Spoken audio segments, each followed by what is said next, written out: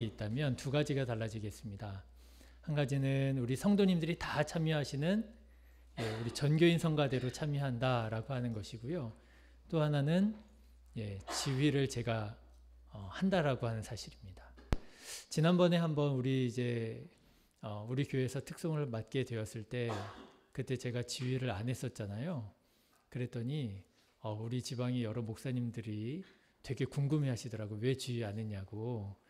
그래서 제가 앞에서 이렇게 막 지휘하고 이런 거 별로 좋아하지 않는다고 그랬더니 아니라고, 해야 된다고. 할렐루야. 네, 별로 마음에 안 드시는 모양이시죠? 없어도 될 것 같은데 뭐 굳이 하겠다고. 그런데 그게 또 조금 다르더라고요. 그래서 이번에 우리 양주 지방에서 힘을 내서 이렇게 찬양 집회를 하는데 우리 교회도 힘을 내서 모든 성도님들이 한 마음으로 정말 하나님께 찬양하는 마음으로 하나 되는 그런 시간이 되었으면 좋겠습니다. 우리 성도님들 기억해 주시고 또 이 곡을 또 함께 연습해 주셔서 정말 하나님께 영광 돌려드리는 그런 찬양 집회 될 수 있도록 많이 참여해 주시기를 부탁 말씀을 드리겠습니다. 네, 오늘 본문의 말씀은 예수님께서 제자들에게 가르쳐 주신 기도문에 대한 본문의 말씀입니다. 주기도문이지요. 그런데 여러분, 이 주기도문이 사실은 그냥 마구잡이로 이렇게 기도문이 쓰여진 것이 아니라 서원과 결언이 있고요. 그 서원과 결언 사이에 모두 6개의 간구하는 기도문이 있다라고 하는 것을 아십니까? 주기도문은 구조가 있어요. 서원이 있고 결언이 있고요. 그 서원과 결언 사이에 6개의 간구하는 기도문이 있고요. 그리고 이 6개의 간구하는 기도문도 내용적으로 살펴본다면 처음 3개의 간구문은 하나님을 위한 간구문이고요. 그리고 나머지 3개, 4번, 5번, 6번 간구문은 우리 자신을 위한 간구문, 이렇게 구조적으로 되어 있습니다. 여러분, 한번 주기도문 한번 떠올려 보십시오. 하늘에 계신 우리 아버지여, 서원입니다. 이름이 거룩히 여김을 받으시오며 하나님의 이름에 대해서 얘기하지요. 그리고 나라가 임하시오며 하나님의 나라가 임하시기를 간구합니다. 뜻이 하늘에서 이루어진 것 같이 땅에서도 이루어지기를 원합니다. 하나님의 뜻이 이 땅 위에 이루어지기를 위하여 기도하지요. 하나님을 위한 간구문 3가지가 나옵니다. 그리고 오늘날 우리에게 일용할 양식을 주시옵고, 우리를 위한 간구문이 나오기 시작하고요. 우리가 우리에게 죄 지은 자를 사하여 준 것 같이 우리의 죄를 사하여 주시옵고, 그리고 우리를 시험에 들게 하지 마시옵고 다만 악에서 구하시옵소서. 우리를 위한 간구문 3가지가 이어서 나오게 됩니다. 그리고 결언이 나오지요. 나라와 권세와 영광이 아버지께 영원히 있사옵나이다. 이게 주기도문의 구조예요. 예수님께서는 우리에게 이렇게 기도하라고 가르쳐 주신 것입니다. 자, 그런데 여러분, 우리를 위한 기도문 첫 번째 간구가 뭔가 보니까요, 일용할 양식에 대한 간구문이더라고 하는 것입니다. 오늘 11절의 본문의 말씀이지요. 오늘 우리에게 일용할 양식을 주시옵고, 예수님께서는 우리에게 이렇게 뭐 하라고요? 기도하라고 가르쳐 주셨다라고 하는 거예요. 일용할 양식을 달라고 하나님께 기도하라고 말씀하신 것입니다. 저는요, 이 사실에 큰 의미가 있다고 생각을 합니다. 예수님께서는 우리가 일용할 양식이 필요한 사람이라고 하는 사실을, 그렇죠, 우리는요, 먹을 게 필요한 사람들인 거예요. 우리에게 일용할 양식이 필요한 사람이라고 하는 이 사실을 예수님께서도 알고 계시고, 예수님께서도 터부시 여기시지 않으신다라고 하는 하나의 증거가 된다. 매우 중요한 의미가 있다고 봅니다. 여러분, 마태복음 6장 31절 32절 말씀도 보십시오. 그러므로 염려하여 이르기를 무엇을 먹을까, 무엇을 마실까, 무엇을 입을까 하지 말라. 이 말씀만 보면은 예수님께서 우리가 무엇을 먹을까 마실까 이런 거 별로 중요하게 생각하시지 않는 분처럼 여겨지지만, 여러분 보십시오. 32절 말씀 보면 이는 다 이방인들이 구하는 것이라 너희 하늘 아버지께서 이 모든 것이 너희에게 있어야 할 줄을 아시느니라. 하나님께서 이 모든 것이 우리에게 필요하다라고 하는 것을 알고 계신다고 예수님 말씀하시는 거예요. 여러분, 여러분의 삶에 부족함이 있습니까? 그렇다면 하나님께 기도하시기를 주님의 이름으로 권면합니다. 하나님, 나에게 이러한 부족함이 있습니다. 나에게 건강이 부족합니다. 나에게 물질이 부족합니다. 나에게 이런 지혜와 이런 마음이 부족합니다. 하나님, 나에게 사랑이 부족합니다. 하나님, 나에게 부어주시옵소서. 하나님께 구하십시오. 하나님께서는 이 모든 것이 우리에게 있어야 할 줄을, 필요한 줄을 아시고 이런 것들을 우리가 구하는 것을 기뻐하시고 기다리고 계신다라고 하는 거예요. 하나님의 은혜를 하나님께 구하는 것은 마땅한 일입니다. 하나님의 자녀들이 하나님 아버지께 하나님의 도우심을 구하는 것은 당연한 일입니다. 구하지 않는 것이 이상하지요. 사랑하는 신의 교회 성도 여러분, 하나님 아버지께 구하는 저와 여러분 되시기를 주님의 이름으로 축원합니다. 구하라 그러셨잖아요. 찾으라 그러셨잖아요. 문을 두드리라 그러셨잖아요. 후히 주시고 꾸짖지 아니하시는 하나님께 구하라고 그랬잖아요. 문제는 무엇입니까? 구하지 않는 것이 문제라고 하는 것이죠. 자, 그런데 여러분, 사실 우리가 오늘 본문의 말씀입니다. 11절 일용할 양식을 주시옵소서 예수님께서 구하라고 하셨는데 이 예수님께서 가르치신 대로 일용할 양식을 위해서 우리가 간구할 때에 우리가 반드시 알아야 할 한 가지 사실이 있습니다. 예수님께서는 우리에게 그냥 양식을 구하라고 가르치신 것이 아니라 어떤 양식을요? 일용할 양식을 구하라고 가르쳐 주셨다라고 하는 거예요. 여러분, 그냥 양식과 일용할 양식은 아주 다른 것입니다. 그냥 양식을 구하는 기도와 일용할 양식을 구하는 기도는 완전히 다른 기도입니다. 여러분 한번 생각해 보십시오. 그냥 양식을 구하는 기도는 어떤 기도이겠습니까? 내가 생계를 이어갈 직장을 구하는 기도겠지요. 하나님, 나에게 직장을 주십시오. 나에게 좋은 직장을 주십시오.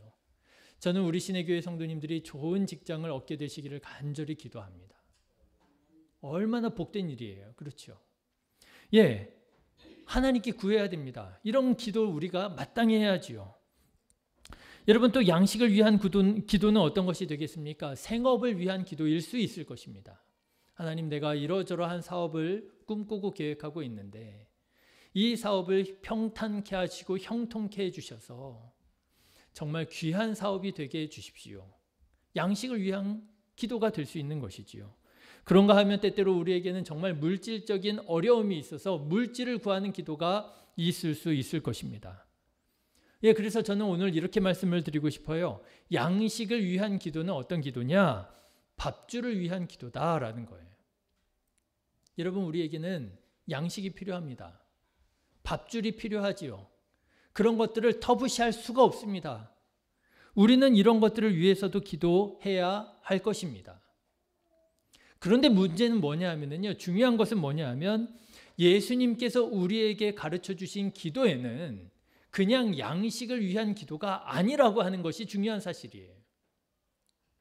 예수님께서 우리에게 가르쳐 주신 기도는 그냥 양식이 아니라 밥줄을 위한 기도가 아니라 일용할 양식을 위한 기도라고 하는 것입니다. 여러분, 일용할 양식을 위한 기도, 이게 무엇이겠습니까? 여러분, 주기도문 잘 아시죠?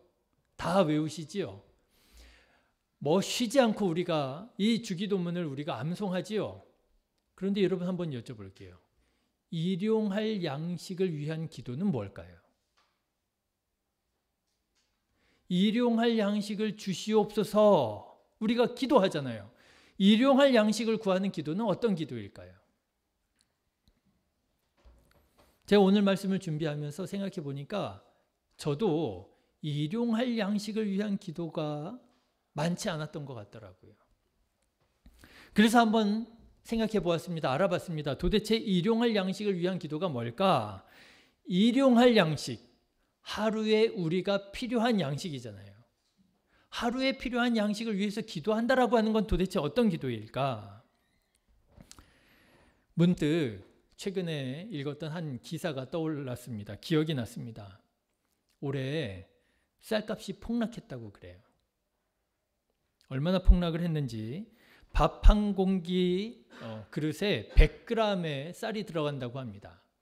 그런데 이 밥 한 공기 100g의 가격이 얼마까지 떨어졌느냐 하면 220원까지 떨어졌다고 합니다. 그래서 제가 이제 기사를 좀 찾아보니까 250원으로 떨어졌다, 240원으로 떨어졌다, 이게 몇 년 전에 계속 나오던 뉴스였더라고요. 그런데 올해는요, 얼마라고요? 220원까지 떨어졌다는 거예요. 여러분, 밥 한 공기의 가격이 220원까지 떨어졌습니다. 4인 가족으로 말하자면, 그저 쌀 밥만 가지고 말하자면 한 끼, 4인 가족 한 끼가 먹을 수 있는 밥 한 공기 가격이 얼마예요? 1,000원이 못 되는 거예요. 그럼 여러분, 일용할 양식이라고 그랬으니까 세 끼라고 한다면 얼마예요? 3,000원이 안 되는 거예요. 그런데 예수님께서는 우리에게 기도하라고 하시는 거예요. 뭐라고요? 일용할 양식을 주시옵소서. 3,000원 정도 되는 그 쌀값을 위해서 기도하라고 말씀하셨다라고 하는 거예요. 제가 계산을 하면서도 이 3,000원은 이게 좀 너무 지나친 게 아닌가 하는 생각이 들어서 다시 한번 계산을 해보았습니다. 우리나라 4인 가구의 최저 생계비가 307만 원이라고 그래요. 307만 2,648원. 그런데 여러분, 그 중에서 식비, 식료품과 식대비로 지출되는 비용이 월 평균 106만 6천 원이라고 합니다. 106만 6천 원. 그러면 106만 6천 원을 30일로 나누어 본다면 일 평균 얼마가 되느냐? 빠르신 분은 계산이 되죠. 35,563원이 됩니다. 그러니까 예수님께서는 뭘 위해서 기도하라고 말씀하신 거예요? 하나님, 오늘 우리에게 35,563원의 일용할 양식을 주시옵소서라고 기도하라고 하셨다라고 하는 거예요. 사실 잘 안 와닿으시죠? 3,000원이 됐든 35,000원이 됐든 일용할 양식을 위해 기도하라고 하는 이 말씀이 잘 와닿지 않으실 거예요. 뭘 그런 걸 가지고 기도하나. 그 몇천 원, 그 몇만 원, 그걸 달라고 하나님한테 기도하는 게 그게 말이 되나.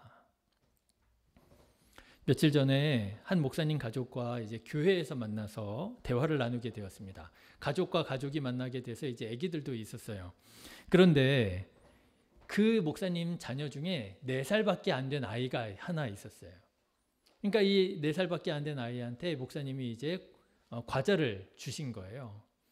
근데 교회잖아요. 예배당입니다. 그러니까 이제 과자 먹다가 이 과자를 떨어뜨려서 이게 이제 또 부스러기가 될까봐 옆에 있는 과자를 주시는 목사님이 자기 이제 4살짜리 딸아이죠.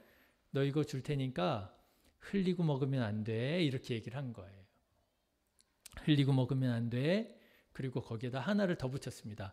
너 이거 흘리면 네가 다 주워야 돼. 그랬어요. 4살짜리 애한테. 4살짜리 애한테요. 그런데요, 충격적인 얘기를 듣게 됐다는 거 아니에요? 그 4살짜리 아이가 뭐라고 그럴게요? 차라리 안 먹고 마라. 와, 제가요, 요즘 4살짜리 정말 무섭구나 싶더라고요. 차라리 안 먹고 마라. 4살짜리가 그래요. 4살짜리가. 여러분, 마찬가지 아니겠습니까? 양식을 구하는 기도는 우리가 하지 말라고 해도 하지요. 하나님, 나에게 좋은 직장을 주십시오. 하나님, 나에게 사업을 열어주십시오. 하나님, 내가 돈이 부족합니다. 건강이 부족합니다. 건강 주십시오.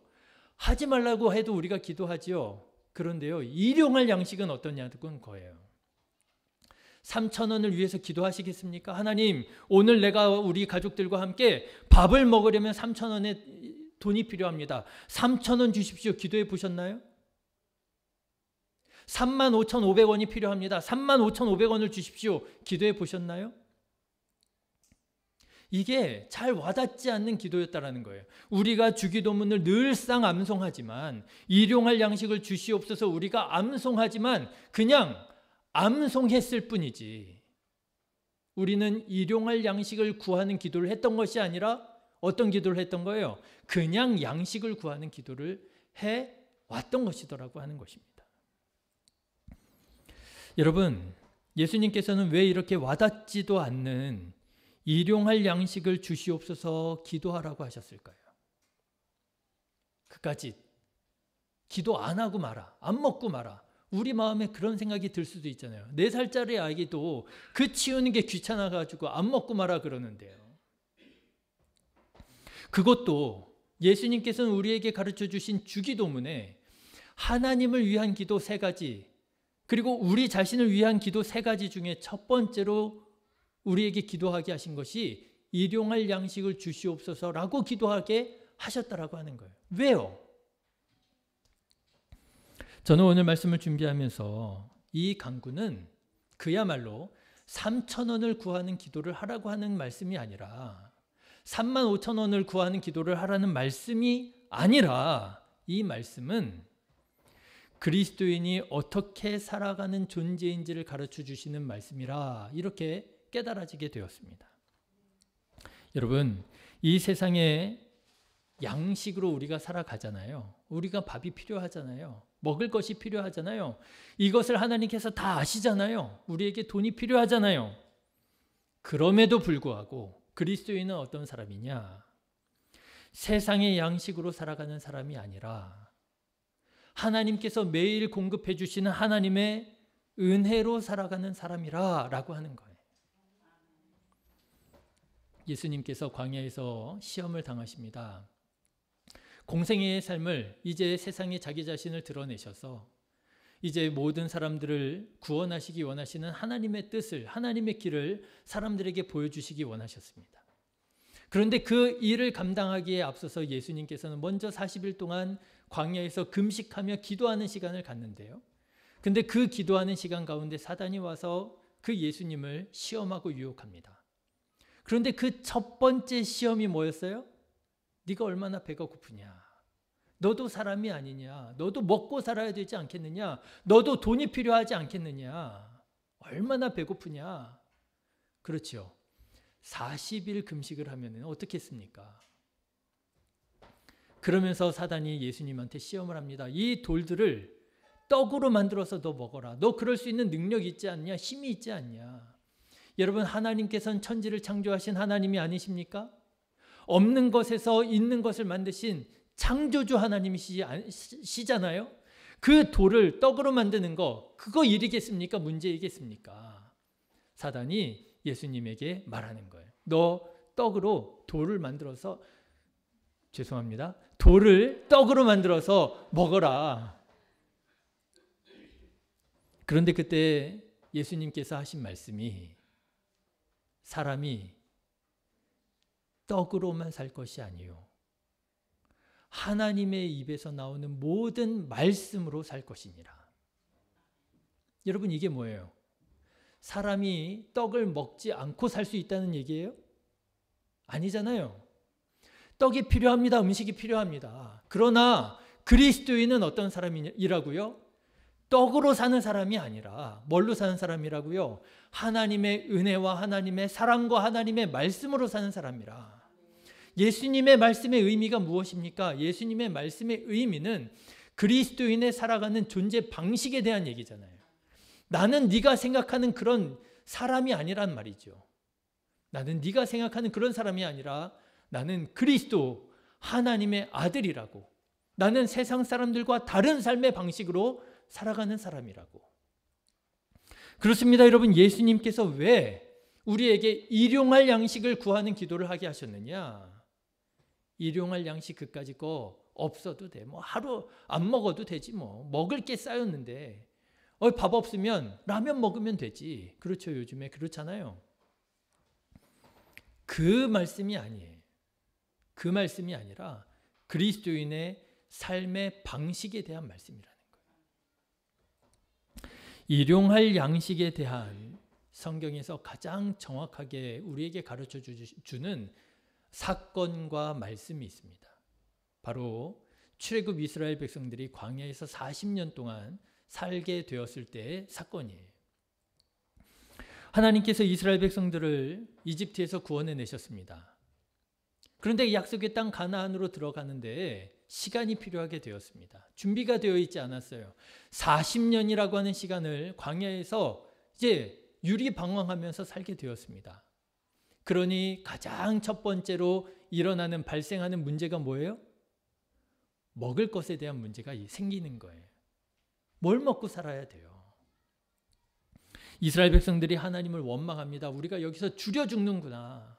우리가 이집트에서는 좀 고생하면서 살았더라도 우리가 이집트에서는 마늘도 먹고 부추도 먹고 뭐 온갖 것들 다 먹고 살았는데 몇 주 전에 제가 그런 말씀 드렸잖아요. 그런데 우리가 이 광야에서 먹을 것이 없어서 이제 손 빨다가 이제 줄여 죽겠구나. 막 불평하기 시작합니다. 그러자 하나님께서 전무후무한 기적을 일으켜 주시는데 만나라고 하는 것을 쫙 하나님께서 광야에 내려주시는 거예요. 출애굽기 16장 14절을 보면 이렇게 되어 있습니다. 그 이슬이 마른 후에 아침에 일찍 나가보니까 이슬이 쫙 내려져 있는 거예요. 그 이슬이 마른 후에 광야 지면에 작고 둥글며 서리같이 가는 것이 있는지라. 서리같이 가는 것이 있는지라. 그러니까 사람들이 그걸 보고 신기한 거예요. 이게 뭐지? 이게 뭐지?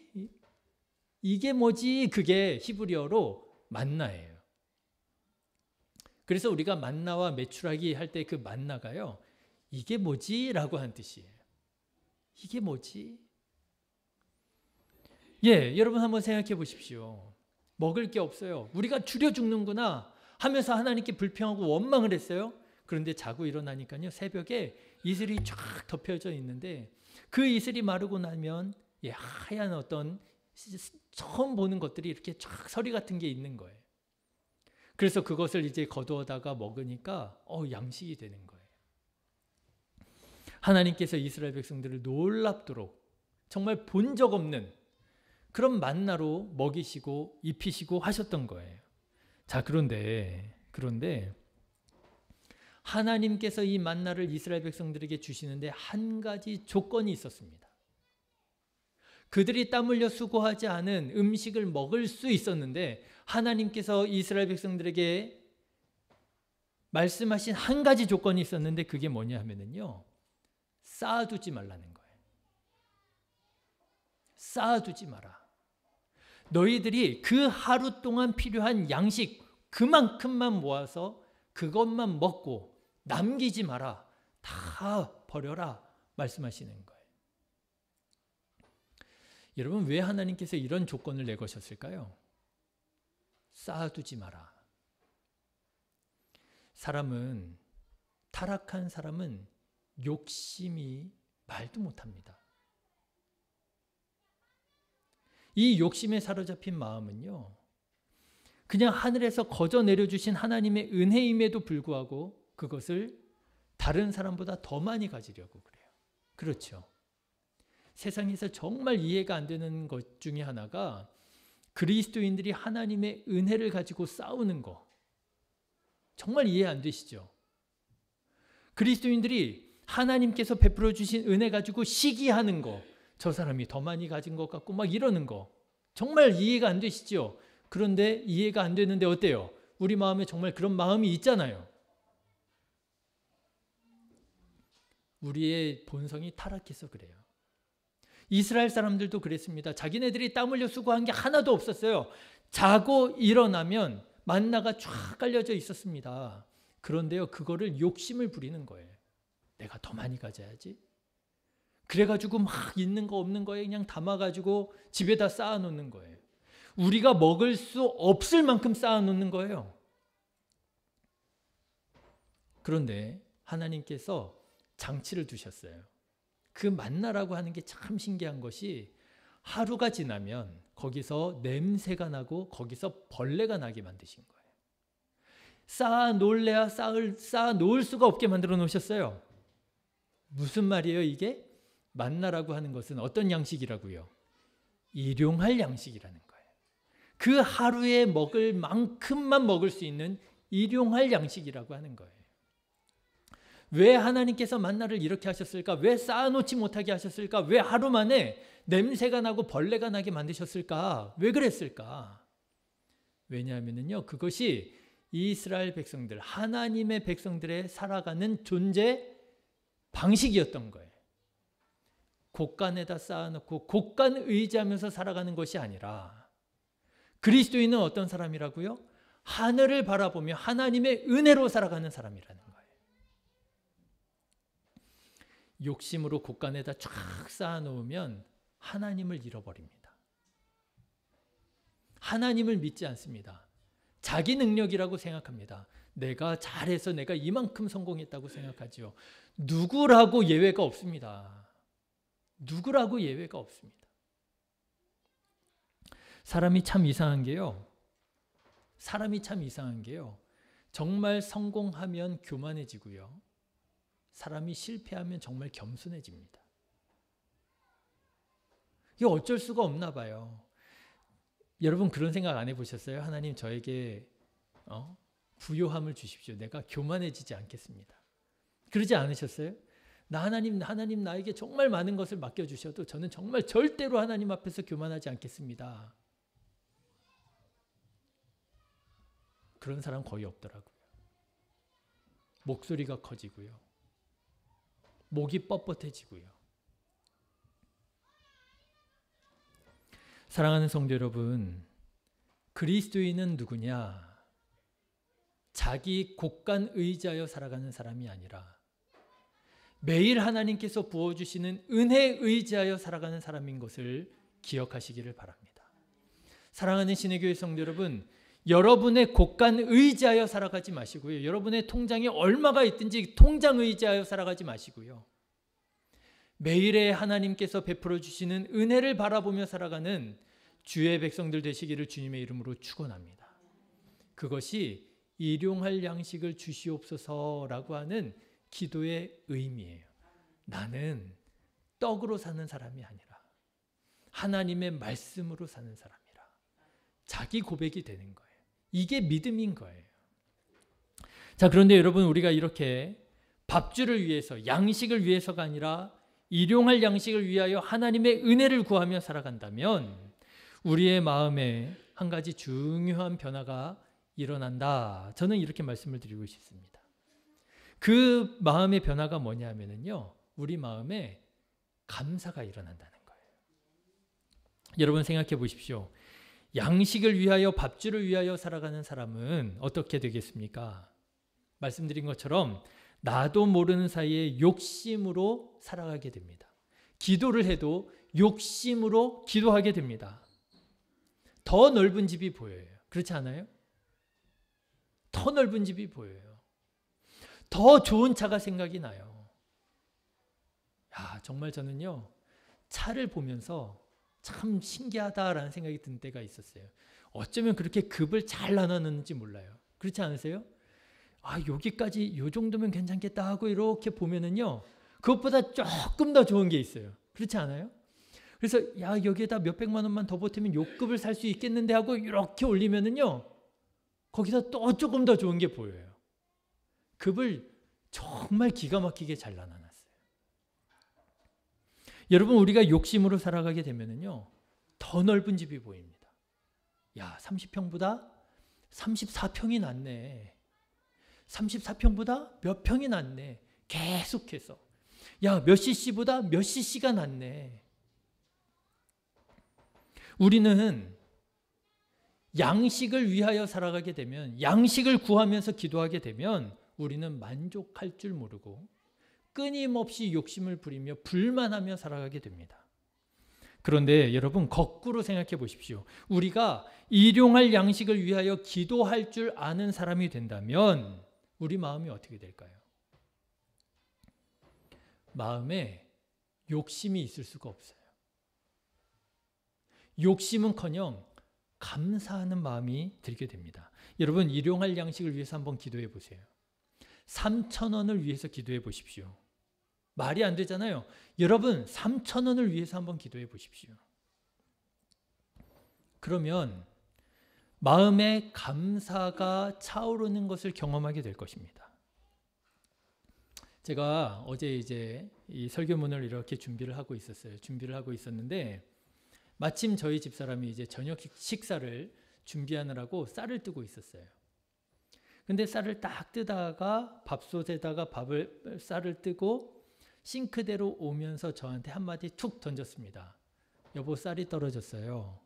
이제 내일 아침까지 먹으면 쌀이 똑 떨어질 것 같아요. 라고 딱 얘기를 하는 거예요. 그래서 저는 아무 생각 없이 고개를 끄덕이면서 설교문을 준비를 하고 있었습니다. 왜요? 쌀 떨어지면 어떻게 하면 돼요? 마트 가서 사면 되잖아요. 아무런 고민할 게 없잖아요. 마트 가야 되겠네. 쌀 사면 되겠네.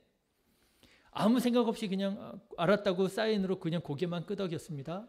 근데 저희 집사람이 쌀을 씻으면서 하는 말이 그래도 내일 아침 거는 있어서 감사하네. 이렇게 얘기를 하는 거예요. 주일 아침에 밥 못 먹고 가면 안 되잖아요. 그래도 내일 아침 거는 있어서 감사하네. 쌀이 똑 떨어지는 순간에 감사가 생겨나더라고요. 그렇지 않으세요? 여러분, 쌀이 이만큼 쌓여 있을 때 감사가 되나요? 쌀이 이만큼 쌓여 있을 때는 그게 당연한 것 같죠. 그런데 쌀이 똑 떨어질 때요, 그때 감사를 깨닫게 되더라고요. 여러분, 부족함에서 감사를 경험하게 됩니다. 넉넉함에서는 감사를 경험하기가 어려워요. 우리 주변에는 이렇게 부족한 사람들이 있음을 기억해야 됩니다. 제가 전에도 한번 말씀드린 적이 있는데 불과 몇 년 전에 들은 얘기예요. 우리 지방에 한 목사님이 계시는데 그 목사님이 어떤 이야기 끝에 그런 얘기를 하시는 거예요. 몇 달 동안 가족끼리 국수만 먹었다는 거예요. 몇 달 동안. 여러분, 상상해 가십니까? 오늘날과 같은 시대에 국수만 먹는 집이 있는 거예요. 목사님 가정인데. 그래서 그 국수를 먹으면서 울면서 국수를 막 그렇게 먹었대요. 애들이 먹기 싫어하는 그 국수를 계속 어쩔 수 없어서. 목사가 돈이 없지 가오가 없냐고, 도와달라고 누구한테도 말을 못한 거예요. 지방에 있는 목사님들한테까지도 아무 말도 못하고 국수만 드신 거예요. 여러분, 그 얘기를 듣는데 제가 얼마나 공감이 되고 또 얼마나 미안한지 모르겠더라고요. 여러분, 우리 주변에 이런 사람들이 있습니다. 없는 것 같지요? 있습니다. 여러분, 지금 지구 반대편에서는 우크라이나 난민들이 이 추운 겨울을 어떻게 나야 될지 고민하고 있습니다. 먹을 것을 염려하고 있고요. 이 추위를 걱정하고 있습니다. 여러분, 일용할 양식을 위하여 기도해 보십시오.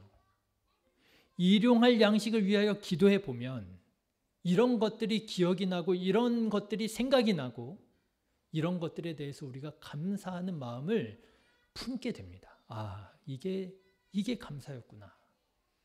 넉넉함에서는 그 감사를 누리기가 어려워요. 찾기가 어려워요. 그래서일까요? 성경을 보면 성경은 우리의 소유의 많고 적음에 대해서 말하는 것이 아니라 우리의 마음에 대해서 계속해서 얘기하고 있습니다. 그래, 여러분께 오늘 소개해드리고 싶은 성경 말씀이 있는데 여러분 한번 찾아보십시오. 신약성경 디모데전서 6장입니다. 디모데전서 6장 한번 찾아보십시오. 6장 6절부터 10절까지의 말씀인데요. 저는 오늘 일용할 양식을 구하는 기도를 하면서 우리가 이 말씀을 좀 마음에 새기고 기억할 수 있었으면 좋겠습니다. 6절부터 10절 한번 같이 읽어보실까요? 시작. 그러나 자족하는 마음이 있으면 경건은 큰 이익이 되느니라. 우리가 세상에 아무것도 가지고 온 것이 없음에 또한 아무것도 가지고 가지 못하리니 우리가 먹을 것과 입을 것이 있은즉 족한 줄로 알 것이니라. 부하려 하는 자들은 시험과 올무와 여러 가지 어리석고 해로운 욕심에 떨어지나니 곧 사람으로 파멸과 멸망에 빠지게 하는 것이라.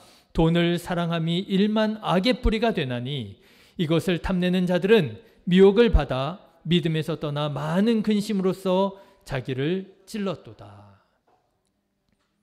여러분, 욕심으로 양식을 구하면서 기도하면서 살아가는 세상 사람과 별반 다를 바 없는 사람이 아니라 일용할 양식을 구하며 하나님께서 늘 매일같이 공급해 주시는 은혜를 따라서 살아가는 우리 신의교회 성도님들이 다 되시기를 주님의 이름으로 축원합니다. 그러면 우리들의 마음에 감사의 마음이 차오르고 행복하고 건강한 삶을 살아가게 될 줄로 믿습니다. 기도하겠습니다. 좋으신 하나님, 하나님께서 우리들에게 이미 허락하여 주신 이 많은 것들을 우리가 기억하지 못하고 아버지 하나님 욕심으로 더 많은 것을 구하며 하나님 불평과 원망으로 살아왔음을 깨닫게 됩니다. 이 시간 일용할 양식을 주시옵소서 구하라 하신 예수님의 말씀을 우리가 기억하며 우리가 이제 더 이상 세상 사람들과 같은 동일한 방식으로 살아가는 것이 아니라 하나님의 백성으로서 감사의 마음으로 살아갈 수 있는 자 되게 하여 주시옵소서. 주님께서 우리들의 마음을 주장하여 주시옵소서. 주님의 길로 인도하여 주시옵소서. 걸어가신 예수님의 이름으로 감사하며 간절히 기도드렸습니다. 아멘.